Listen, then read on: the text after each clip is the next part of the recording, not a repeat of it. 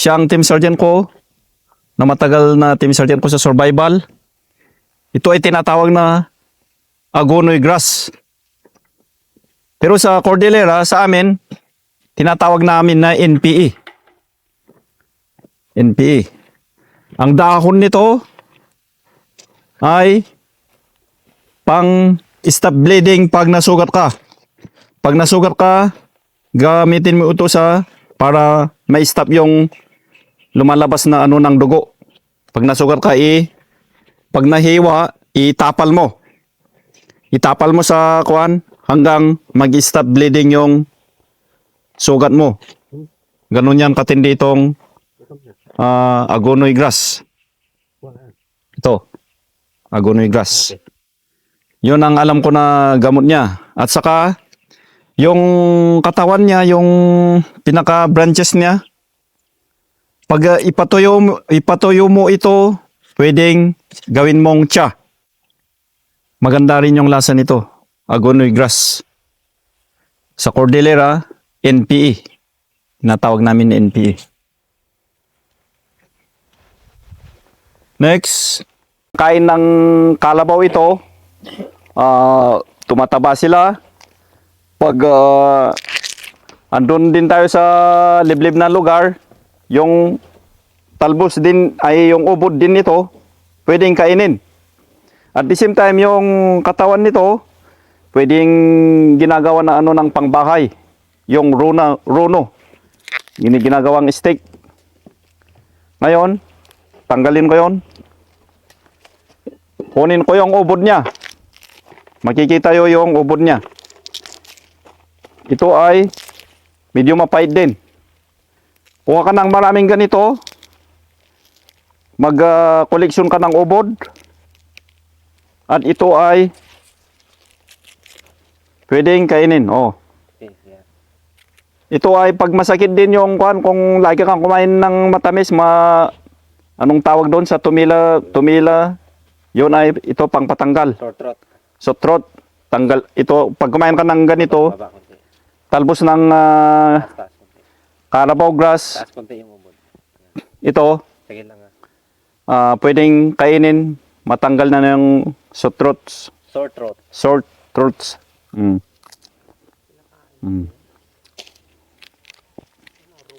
Ito.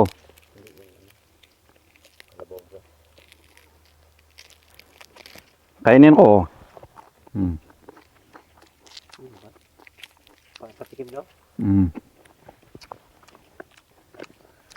Kahit walang asin, may kumpleto kanin yan at saka ulam. Tapos ito, pwedeng pang-bundle din. Pang-bundle, panglagay dito sa pang-camouflaging, mga practical namin. Bayabas, ito ay tumutubo sa gubat, sa paligid natin. Yung iba, tinatanim. Ang bunga, pwedeng kainin. Ang talbos ay gamot din. Ito ilaga mo, pag nasugat ka din, pang hot compress mo sa nasugat na sa katawan or sa kamay para madaling maghilom.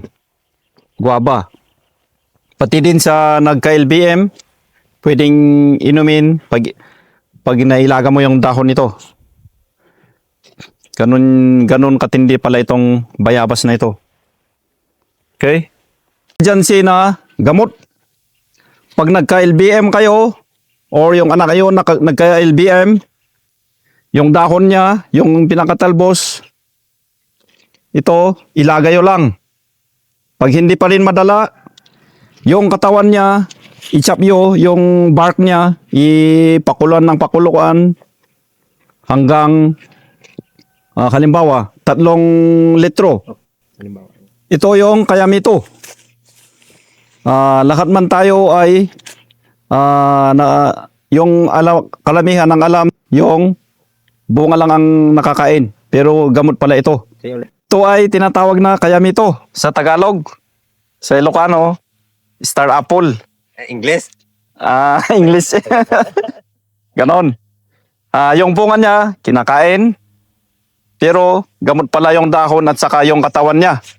I-chop mo yung malaking katawan niya, kunin mo yung bark niya, at ilaga mo, pakuluan mo ng pakuluan, tapos inumin mo yon.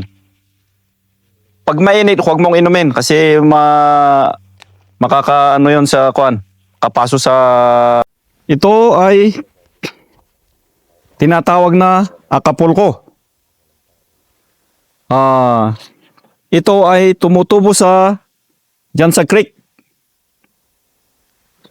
Pag makita mo ganitong dahon, Acapulco. Ito ay gamot sa skin disease. Pag may skin disease ka, kunin mo yung itong dahon, dikdikin mo siya or durugin mo. Durugin mo.